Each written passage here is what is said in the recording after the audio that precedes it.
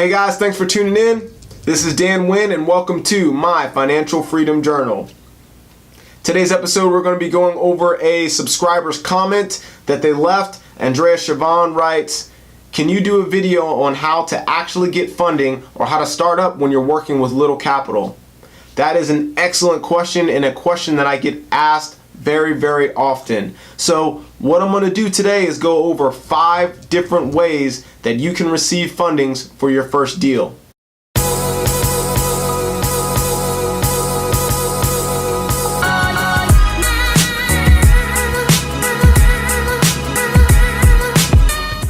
So number 1, the very first and in my opinion the most important way to get into your first deal is by saving and living below your means. Now I know what you're thinking, no crap, that's finance 101. However, it is extremely important that you understand that you need to have a solid foundation, a solid financial foundation in order to start investing. Right? If you can't take care of your personal finances, how do you think anyone else is going to, or how do you think that you are going to handle a larger scale project with other people's money on the line? You're not going to be able to. You're not going to be very successful. You're going to lose money and you're also going to lose other people's money. So number 1, the first way to get into your deal is by saving and living below your means. Just a few talking points about saving and living below your means. Both of them take a lot of time and discipline to actually commit to. But once you build those habits, that carries forward with you throughout your investing career. Once you have that solid foundation, you carry that forward throughout your whatever investing endeavor you choose to do.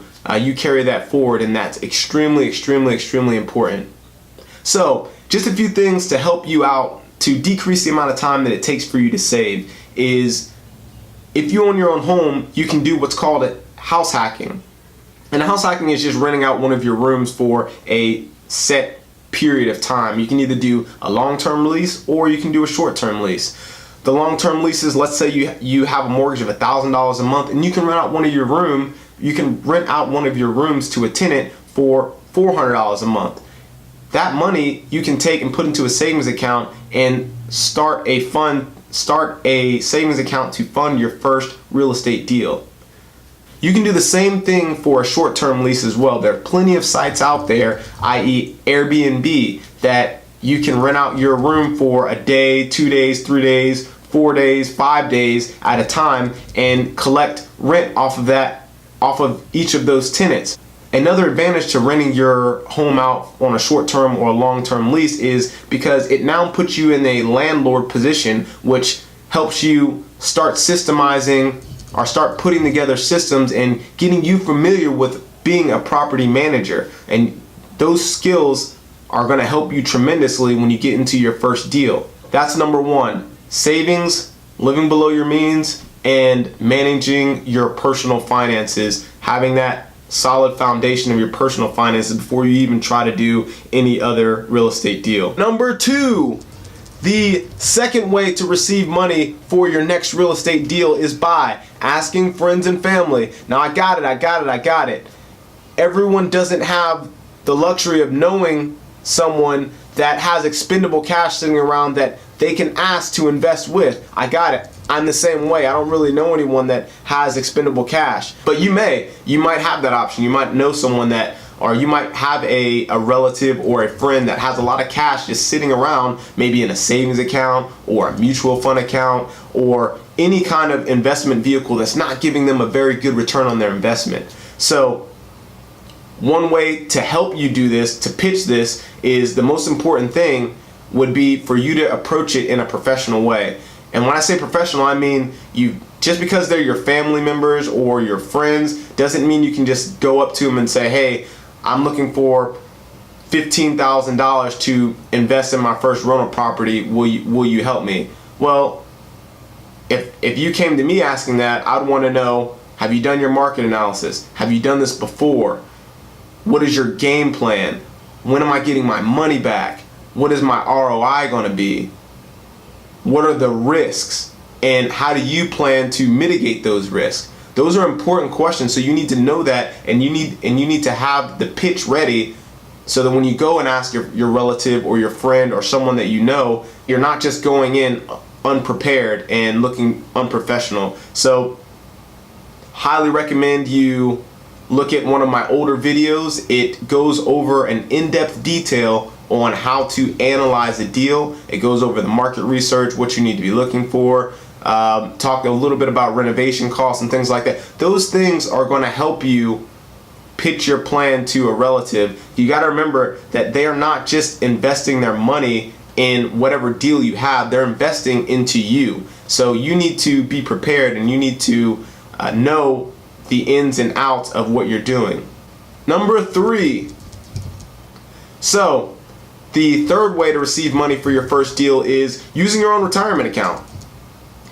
So I have a TSP that I've withdrawn from myself. You can take out a loan from yourself, and you're going to pay yourself back over time. But with that capital, you can easily use that to fund your first deal. The same thing goes with self-directed 401ks. The same thing goes with IRAs as well. You can take out loans from the capital that you have in those retirement vehicles, and you can put towards a rental property. Before you do that, I highly suggest that you do a little bit of research, and then also talk to an accountant to make sure that this strategy is right for you. I posted a couple links down below. Check them out as a starting place as you do your research. Number 4. The fourth way to receive funding for a deal is by partnering. So this kind of goes hand in hand a little bit with friends and family, but with partnering, typically you are looking for not only someone to give money, but also to help you with the investment as well. So you got to remember, 50% of something is better than 100% of nothing, right? So when you work together as a team, when you partner up, you can take down bigger deals. You might have a little bit of capital, the other person might have a little bit of capital. You can put those together and you can invest into a deal. Just make sure the numbers work out, make sure you have all of your things outlined as far as who's going to do what and who is responsible for what. I highly recommend putting it into a contract. If you need help with that, I've done I've done partnerships myself, so I have some product that has been proved by my attorney that I've used in partnership transactions. So if you need that stuff, or if you need some sample templates, please reach out to me through YouTube, Facebook, or any other social media outlet. You'll see my links down below, and I will forward you that information. Partnerships are an extremely powerful tool. I think that it's the best way to get started. You just got to get out there, network, find some people. I'm always looking for partners myself. Get out there, talk to people, network with people, find out each other's strengths or weaknesses, build a relationship. That's key. Build a relationship, and you never know, it could lead to you doing your first deal.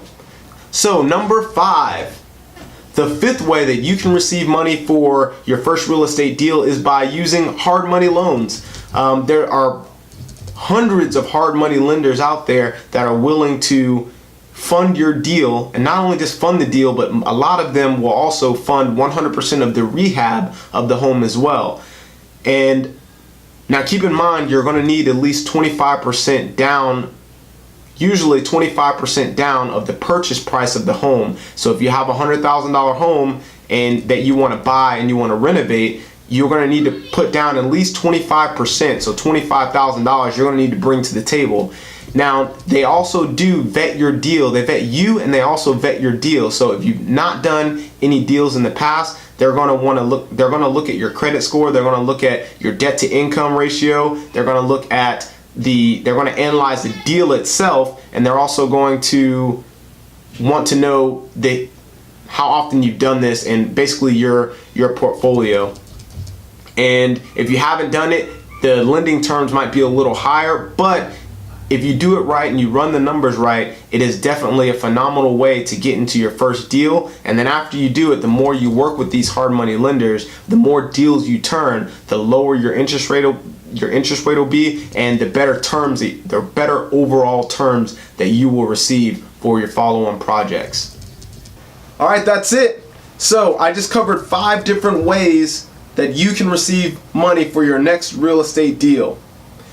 If you are finding value out of the content that I'm putting out in these videos, please do me a favor, like, share, subscribe, and comment. The comments that you guys are putting down below is how I'm getting my next videos. I will respond. I love the feedback. Please let me know if you have any questions. Let me know what you think of these videos, and I will be sure to respond back. And if you have a question, I will do a video on it. I really appreciate those comments. Second, and most importantly, as far as sharing the information, please spread this information out. The more that you advertise the information, the more you will attract like-minded individuals, and you can start a conversation, and likely that will lead to your first real estate deal. Thanks again for tuning in to my Financial Freedom Journal. This is Dan Wynn, signing out.